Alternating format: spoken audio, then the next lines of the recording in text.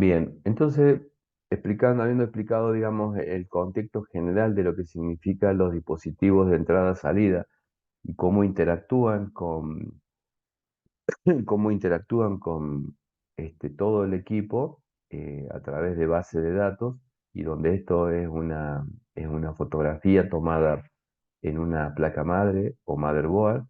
Vamos a pasar a la siguiente diapositiva, donde empezamos a ver en la organización, digamos, de lo que son sistemas de entrada-salida.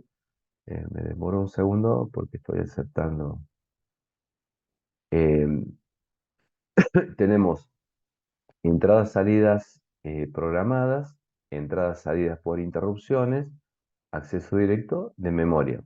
Son los que vamos a estar viendo, y donde básicamente empezamos a transitar esta modalidad, donde decimos qué es la entrada-salida programada. Tenemos que el procesador envía un dato de entrada-salida, se produce una petición de un proceso. Esto lo que estoy comentando es algo que he estado discutiéndolo en otras clases, donde estas peticiones de los procesos involucraban que, estando ejecutándose, debían pasar a su estado, digamos, de ejecución, a bloqueado. Estas peticiones van a un módulo de entrada-salida.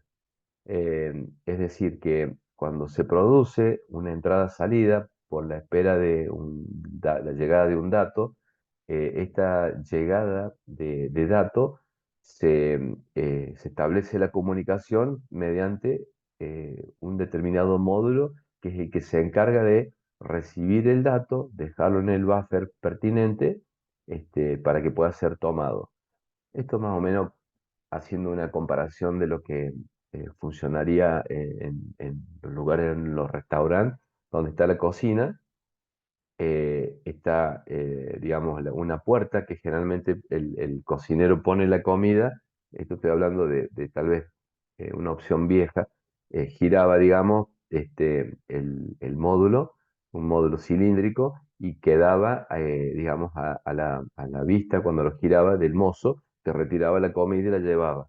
Esta, esta, este, este cilindro, que era la conexión entre el restaurante y la cocina, sería la función que cumple el módulo de entrada-salida, que sería la interfase entre darle la petición de lo que está necesitando a ese proceso, con el arribo de los datos que van llegando.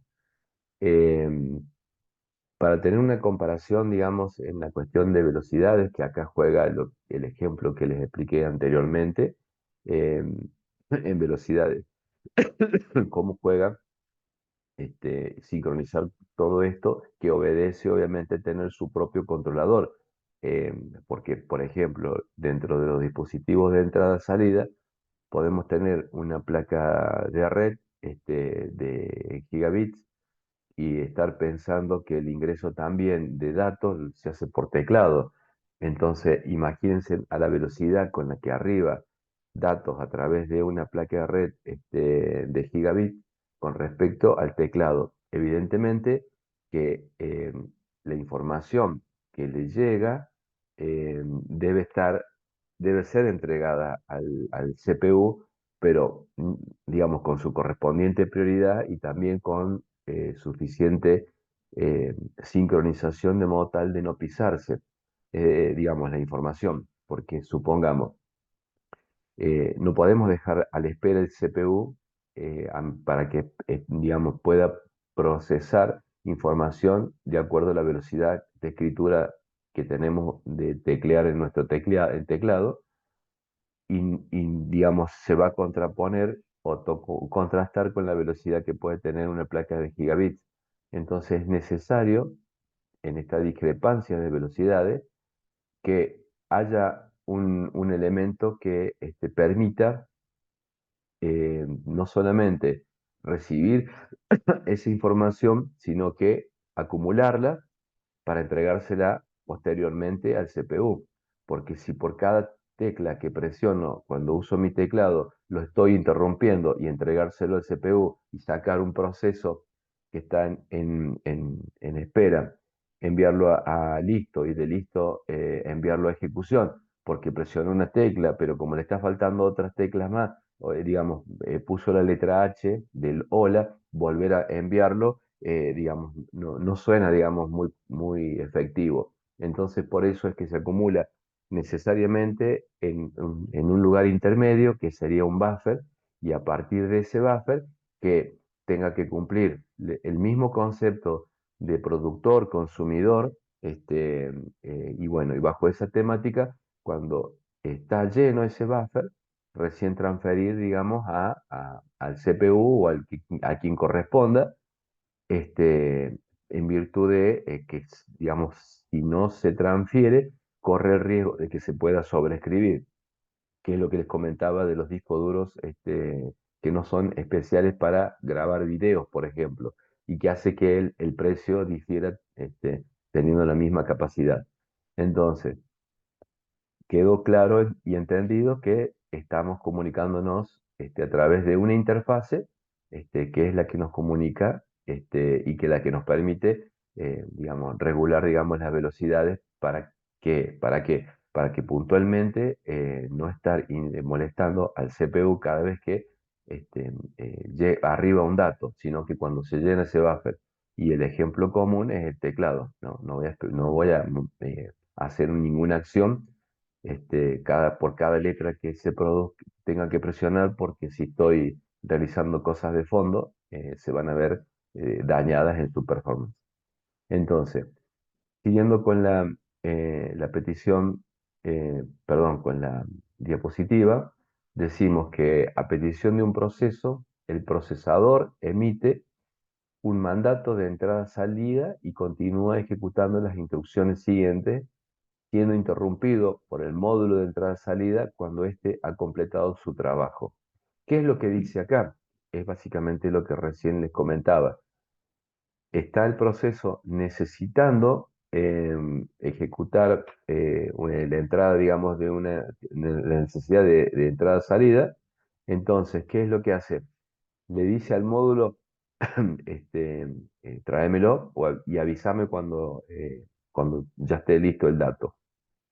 Sigue haciendo otras tareas y el módulo de entrada-salida, esa interfase, cuando completó el trabajo, ya tiene todo que podrá hacer, porque el buffer está a punto de llenarse, o la política que se haya implementado en el mismo.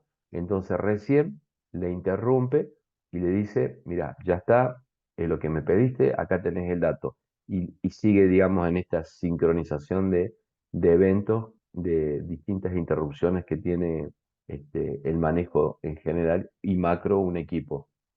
Entonces dice que las siguientes instrucciones pueden ser del mismo proceso y seguir ejecutando en el caso de que este proceso no necesite esperar hasta que se complete la entrada-salida, ¿no? Puede ser que estoy tecleando, entonces sigue ejecutando este proceso.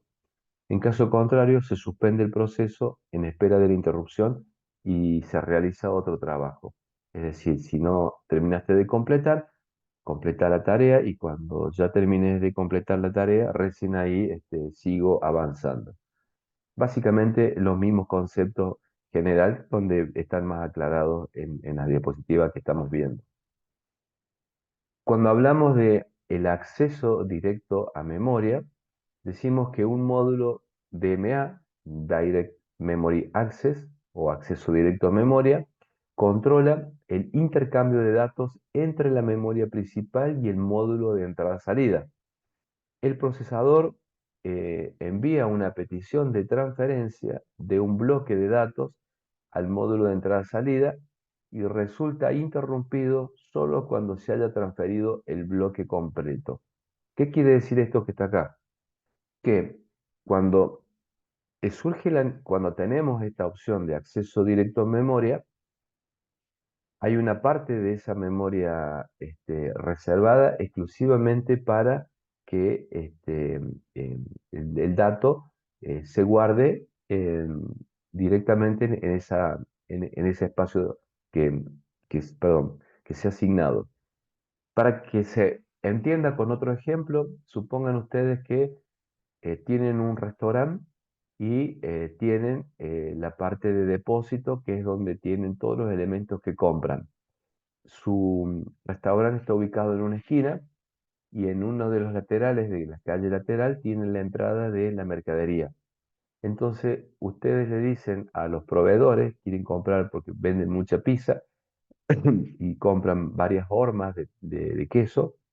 Entonces le dicen al proveedor, mira, te dejo una llave del depósito, cuando traigas la mercadería, vos pasás, depositalo todo, te lo va a controlar un empleado mío que esté la cantidad correcta, bien, no esté roto, el control que se quiera hacer, serían los controles de memoria, todo lo que corresponda, y que cuando estés listo, pasá por mi oficina y te voy a pagar. Entonces, eso es lo que termina siendo el controlador de DMA. Recibe toda la información pertinente, se llena, digamos, el bloque, y cuando se llena, es como ha dejado la mercadería y recién ahí realiza una interrupción de decirle, bueno, quiero cobrar. En este caso, tome los datos. Y acá hablamos que existen dos modalidades: la transferencia de entrada-salida a memoria a través del procesador y la transferencia directa de entrada-salida a memoria. Una es a través del procesador y otra directo a memoria. Y acá tenemos las sin interrupciones, son las entradas-salidas programadas, y con interrupciones, que son las entradas-salidas dirigidas por justamente las interrupciones y los accesos directos a memoria. En las sin interrupciones, vamos a ver que es algo inmediato. Esto no es una urgencia, no puedo esperar, el paciente está grave digamos, y esto es no programado. Lo tenemos que operar ya. Mientras que en el otro caso, la entrada-salida dirigida por interrupciones, es que cuando necesites algo, levanta la mano y te voy a atender. Y la otra, el acceso directo a memoria, sería, bueno, déjame la pregunta por el chat, que cuando me desocupe, me avisas y la veo, una cosa, digamos, equivalente. Entonces, empezamos a ver los dispositivos de entrada-salida. Eh, la diapositiva dice que el bloque almacena información de tamaño fijo. Su principal propiedad es que puede leer y escribir cada bloque de manera independiente de los demás. Por ejemplo, los discos duros, los CD, ya no hay más prácticamente, las memorias USB, etcétera. Este, los caracteres producen interrupciones a intervalos bien definidos, que es lo que comenté recién. Las impresoras, mouse, etcétera, dependiendo del dispositivo, también varía la velocidad, ¿no? Pero acá tenemos todos los dispositivos que se trabajan en bloque y que permite justamente la entrada-salida. Recordando, cuando hablamos del tema de bloques, tenemos que velar por la modalidad de cómo se pueden armar esos bloques en memoria. Y acá aprovecho para hacer una pregunta. ¿Qué, eh, ¿Cómo se organizan los dos tipos de organización que hemos visto en las memorias, que fue de la unidad anterior? ¿Se acuerdan? Uno empezaba con S y el otro con P. El de segmentación, Exactamente. ¿Y la otra? Esa es la de S y falta la de P.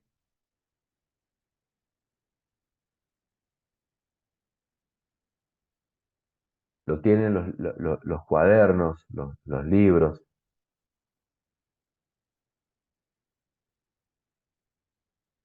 Paginación, segmentación y paginación. ¿Verdad? Páginas, por eso hacía el ejemplo. a Entonces, paginación, no me acordaba. sí, andaba cerca. Entonces, cuando hablamos de los dispositivos de entrada-salida, recuerden, para poder mantener una eficiencia, se sigue manteniendo en este caso, por eso es que hago a colación, digamos, traer esta información. Y dependiendo de la velocidad, justamente, para no estar interrumpiendo a cada ratito, una aproximación de velocidades, son las que están viendo de los dispositivos y la velocidad de los mismos que tiene que ver con la transferencia de datos. Y obviamente que acá, en esta transferencia de datos, tengan presente que esto, si todo sale bien, eh, si no hay una interrupción, cuando hable de interrupción voy a hacer la diferencia de la interrupción propia de la que se le da al CPU para decir, mire, yo tengo los datos, se los voy a entregar, por eso lo interrumpo, por eso levanté la mano, y le voy a decir, para notar la diferencia de inhibidores, ¿no? Sabiendo que los inhibidores de auto interrumpen la señal para que no llegue el código de cierre del vehículo y lo interrumpe. Sería el ruido, un inhibidor. Bueno, pensando que el dato cuando llega no está con un inhibidor o ruido, que dificulte la llegada de ese dato y que el equipo tenga que gastar otro tiempo más de decirle, mira, no te entendí, repetime de nuevo y le tenga que decir tantas veces esté presente ese inhibidor o bulla, o ruido en el canal de comunicación. Entonces, si todo va bien, ahí tienen la velocidad. Ahora, si todo no va bien y tiene que pedirle reenvíame, las velocidades obviamente van a ser siempre las mismas. Van a llegar, pero digamos, a nivel general, el dato que debería haber llegado en 7 kbps por segundo, llegó a los 20, ¿no? Un modo contextual, digamos, de por qué la velocidad sigue siendo la misma, pero la entrega o la performance, termina siendo distinta. ¿Pero por qué? Porque se pueden presentar estas dificultades. Bien, entonces, en la siguiente diapositiva decimos que el hardware asociado a un dispositivo de entrada-salida consta de 4 elementos. El bus, para comunicarse con el CPU, o sea, el microprocesador, y es compartido entre varios dispositivos. Es la diapositiva que les mostré recién, la inicial, y la otra de tener un puerto que consta de varios registros, donde tenemos el estado, el control, los datos de transferencia y los datos de salida. Eh, el puerto, cuando hablamos de estado, dice que indica si está ocupado y los datos están listos o ha ocurrido un error. Si ha ocurrido un error, le dirá que la operación no se pudo realizar, por lo tanto debe reenviar los datos. Entonces tenemos lo de control, la operación que ha de realizar, el envío, recepción de datos, los datos de entrada, los datos a enviar a la CPU y los datos recibidos, que son los datos los datos de salida, que son los recibidos de la CPU, ¿no? En esta comunicación de ida y vuelta. Obviamente que hay más información sobre los datos de registros de puerto. Digamos, acá lo contextualizo en estos 4 puntos que sirven de referencia para entender, digamos, eh, la diferencia con el tema de la recepción de un bus de datos que es compartido, donde, eh, digamos, quieren salir los alumnos por estar a recreo, usan como bus compartido la puerta.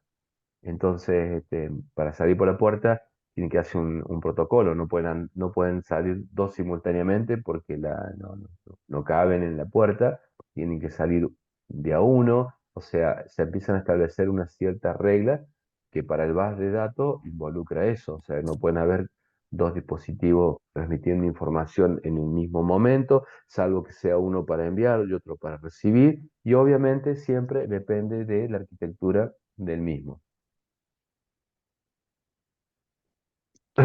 Cuando vemos lo que es dispositivos, decimos que un controlador que recibe órdenes del bus del sistema traduce esas órdenes en acciones del dispositivo y lee o escribe.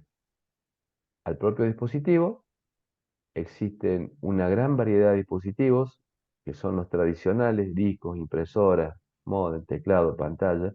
Los no tradicionales, joystick, superficie, bueno, de vuelo, sistema de inyección de autos, el tema de sensores hoy en día se incorpora cuestiones que tienen que ver con Internet de las cosas, eh, y bueno, y todo lo que es el mundo continuo, transformarlo al mundo digital, como por ejemplo cuando están un médico ginecólogo está viendo el progreso del embarazo de una mujer, y le coloca, digamos, un gel y el aparatito para poder ver cómo se mueve el bebé dentro de la panza. Entonces, eso es el mundo real, que es el mundo continuo, y para poder mostrarlo en la pantalla, lo que está haciendo es digitalizando. Y para digitalizar, estamos teniendo una entrada-salida en forma continua, y en esta digitalización entran fórmulas matemáticas, como por ejemplo, solamente como para dejarle nada más que la inquietud, que pueden ser fórmulas de Fourier, que transformarían del espacio continuo al espacio discreto, y cuando hablamos de espacio discreto hablamos de ceros y unos, y esta conversión a través de fórmulas o leyes, entre comillas, matemáticas, o físicas, o el aspecto, digamos, que corresponda, es lo que muchas veces en la interfase es la que toma del mundo real y la convierte en el mundo digital. Y en el mundo digital es lo que nos corresponde a nosotros, del manejo de nuestro sistema operativo para poder tomar la acción que corresponde o la que creemos necesaria. Entonces, los dispositivos de entrada-salida sirven para introducir datos a la computadora para su proceso, convierten información en señales eléctricas que se almacenan en memoria central. Y cuando hablamos de señales eléctricas, que justamente cuando hablamos de ceros y unos, entonces el traspaso de tener información magnetizada, cuando hablamos de información tiene la memoria. Lo que tiene la memoria va a la caché, lo procesa el CPU, después lo envía al disco, todo es extraordinariamente bien. Pero ¿qué es lo que guarda? Decimos ceros y unos, que pone el número cero y pone el número uno, o trabaja con señales eléctricas. Bueno, acá creo que queda bien y claro el punto. Ejemplo de estos, vuelvo a repetir los ejemplos que diste recién, de teclado, mouse, etcétera. Dispositivos de salida. Los dispositivos de salida son aquellos que reciben información de la computadora, obviamente. Su función es eminentemente receptora y por ende están imposibilitados de enviar información. Vimos obviamente que los dispositivos de salida, cuando trabaja el apasionante mundo de lo que es lo inalámbrico, el dispositivo de salida, como por ejemplo un parlante Bluetooth, ya la cosa cambia cuando hay comunicación, digamos, de volver a enviármelo de vuelta, que es un tema que hablamos en una oportunidad, y el dispositivo de salida, firmado como dispositivo salida, vendido como dispositivo salida, resulta que es un dispositivo de entrada-salida. En este ejemplo, dentro del mismo contexto de la diapositiva, decimos que tenemos la impresora, el plotter, bueno, grabadores de cintas magnéticas, monitor, etcétera.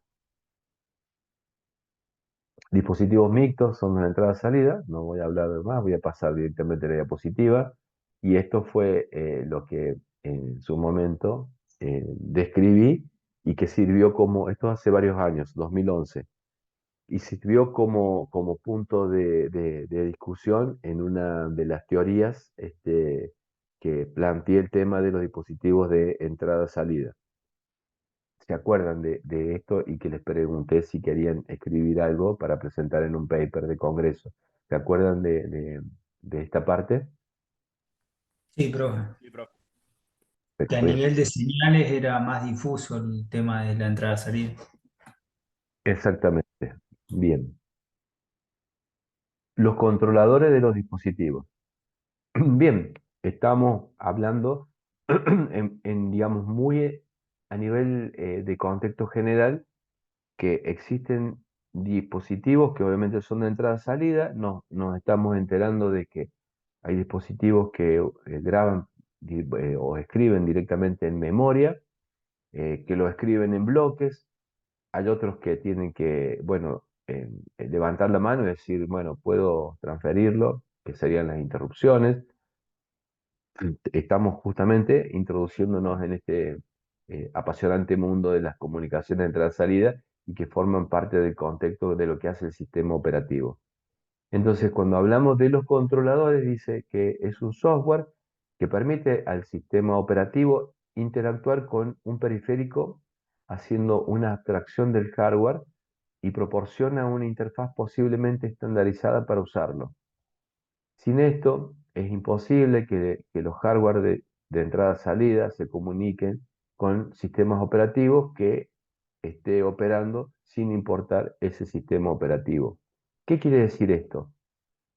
Y a qué hago referencia a esta síntesis. Que ustedes se habrán dado cuenta de que cuando compran una impresora, si alguno tuvo la posibilidad de comprar, la tuvo que instalar en un equipo. Si no, ese equipo no tiene conexión a internet y ustedes conectan directamente la impresora y envían a imprimir algo, seguramente no va a imprimir en forma correcta porque le está haciendo falta justamente lo que nosotros decimos como drivers. ¿No? Le instalar los drivers de impresora y te va a funcionar bien, te va a imprimir el color, vas a poder controlar, digamos, eh, el lineamiento del cabezal, la tinta, etcétera. Bueno, el software que permite al sistema operativo interactuar con ese periférico que es impresora, sin importar de cómo funciona la impresora, ni el proceso que involucra imprimir un papel, este, lo hace a través de este software, que es el que se comunica con el dispositivo, que el dispositivo impresora tiene una interfaz en este caso, si es inalámbrica, será lo que vimos recién, de entrada-salida, por el cual la impresora deja de ser un dispositivo de salida y, y dependiendo del contexto de ese contexto, entonces el software, sin importar si el sistema operativo sabe o no, el sistema operativo sabe que si alguien aprieta el botón de imprimir, todo lo que tiene en pantalla o todo lo que forma parte de ese archivo que se le da la orden de imprimir, así como está, se lo tiene que dar al periférico, a la controladora del periférico, en base al protocolo que lo establece el driver, ¿no? Y se imprime. Esto equivalente de las pruebas que en algún momento se van a empezar a hacer en la humanidad y que forma parte de tal vez un ejemplo alocado. Imaginemos que ustedes tienen un chip puesto en su cabeza y que se quieren ir a China. eh, Pobres chinos, siempre les ponemos como ejemplo chino, pero es seguramente por la distancia. Supónganse que les descargan el software de chino y listo, saben hablar chino a través de ese software. Sería digamos, la administración de la interfase del habla, que les permitiría hablar en ese idioma, ¿no? Tal vez un ejemplo no acertado, pero digamos, me resulta divertido si existiera. Los controladores son las unidades de entrada-salida y consisten en un componente mecánico y también un componente electrónico. El componente mm, electrónico es un controlador de dispositivos o adaptador y la tarea es convertir el flujo de bits serial en bloques de bytes, eh, y realizar correcciones de error si es necesario. Y acá aparece por primera vez el concepto que está presente en los libros más viejos, inclusive el tema de la corrección de errores. Y si hay corrección de errores, eh, y existe la posibilidad de, caemos al ejemplo de recién, de avisarle al que le envía, envíamelo de vuelta porque no me llegó, estoy comunicándome, entonces se rompe que sea un dispositivo de salida o un dispositivo de entrada, transformándose de entrada a salida. Obviamente, si esto estaba presente en los dispositivos de teclado antiguos, en los de impresora antiguos, entonces donde la comunicación era por cable y donde es lo que les pedí, si no se extendía en el tiempo, que siempre fueron de entrada-salida, pero estuvieron, digamos, conceptuados de otra forma distinta para catalogarlos como salida o de entrada, ¿no? Esa fue la pregunta que les había pedido que investigaran. Lo realiza por lo general un buffer, en un buffer dentro de un controlador y luego puede copiarse a memoria. Básicamente es lo que he estado transitando. Si vos dispositivo físico, impresora, eh, eh, tenés que imprimir, entonces, ¿qué voy a hacer? Yo, sistema operativo, tomo la información que me solicita el usuario para imprimir, te lo dejo en la puerta, eh, digamos, el software me dice que te lo deje en la puerta, que toque timbre 3 veces y cuando vos abras la puerta yo ya me retiro, me voy a hacer otra cosa porque ya es tu responsabilidad, pues ya te dejé todo en ese buffer. Es más o menos parecido, forma, digamos, muy escueta, digamos, cómo es el funcionamiento en verdad. Entonces, ¿cómo funciona en un estado gráfico?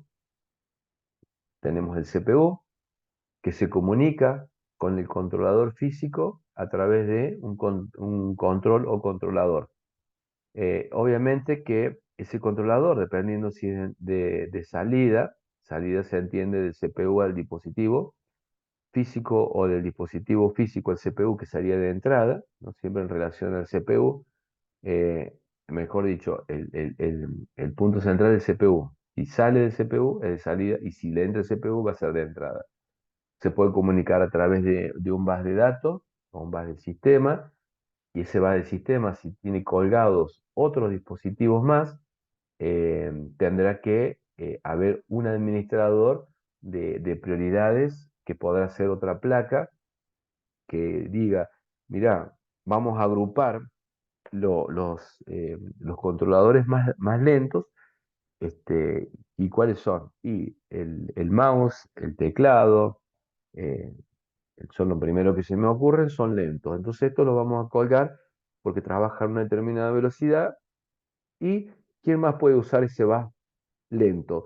Y uno hace ese análisis previo, por eso es importante saber la velocidad de transferencia y estarán en un bus correspondiente cuya interfase con el CPU usará, digamos, y sabrá a qué velocidad tendrá que tomar información de ahí, de modo tal sin dañar la performance del sistema y obviamente que la complejidad en la sincronización aumenta mucho. La entrada-salida por asignación de memoria, cada controlador tiene unos cuantos registros que se utilizan para comunicarse con el CPU. El sistema operativo, al escribir en ellos, pueden hacer que el dispositivo envíe o acepte los datos, o sea, envíe al CPU o lo reciba del CPU, se encienda o se apague. Al leer estos registros, se puede conocer el estado del CPU, si está apagado o no para aceptar un nuevo comienzo. Además de los registros, muchos dispositivos tienen un buffer de datos. Eh, en otro ejemplo, podemos pensar que, supongamos que la universidad necesita tener a riego completo siempre con agua el césped que tiene el campus que está ubicado pasando la ruta 7 o Panamericana, ¿no? La que está cerca de la Universidad Nacional de San Luis. Entonces se les pide a los alumnos del sistema operativo, porque ya han cursado y tienen un cierto conocimiento, que desarrollen un software para mantener cerrado, digamos, el riego permanente. Entonces, un alumno averigua que, digamos, hay una plaqueta que toma que detecta, digamos, la sequedad digamos, del terreno y que transmite una serie de datos que pueden ser, supongamos, en un byte puede tener 255 respuestas que diga que está con qué grado digamos, de humedad está el terreno. Puede mandar nada más, enviar nada más que la temperatura como datos de entrada del CPU. Ustedes recogen el código, supongamos 25, es que está seco. El 26, un poquito menos seco. El 27 está muy húmedo. Entonces, cuando reciben que está seco, recibe los datos y ustedes los reciben en formato de byte, el número 25. El controlador es el, quien, digamos, el que se va a encargar de tomar de ese sensor y transformarlo al dato 25 que ustedes reciben en su computadora, que lo lee de un determinado puerto. Entonces, cuando recibe el 25, ustedes por el otro canal o por el mismo canal de comunicación envían el dato 55, que significa abrir el grifo de agua. Entonces, con eso envían el 55 y va a haber un controlador en el campus que va a provocar que le dé la orden o sea, que haya un pequeño brazo robótico que gire la canilla para que se abra el agua y se disperse, ¿no? Esto, digamos, esto que les estoy describiendo, eh, hay una empresa italiana en San Luis, que si van de San Luis para Mercedes o viceversa, van a ver un puente, tiene un sistema casi como les comento y que cuando lo implementaron fue súper pionero, en el cual colaboré en eso, y, y básicamente uno puede transformar terreno, eh, digamos, no fértil en un terreno fértil y vean los frutos de esta empresa que está proveyéndole material, digamos, a prácticamente a muchas empresas argentinas, Bagley, etcétera, como materia prima, y gran parte de lo que sobra va a Europa. ¿Y cuál es el secreto? El secreto fue usar estos dispositivos de entrada-salida que no los conocía nadie, bueno, hasta que se conocen. Les estoy comentando cómo ustedes pueden implementar y que básicamente el que realiza la traducción es el controlador y lo hace a través de un software y ustedes reciben un código que les va a permitir abrir o cerrar un grifo, ¿no? Esto como ejemplo muy particular, digamos, en esto. Me queda menos de un minuto y voy a cortar la clase para generar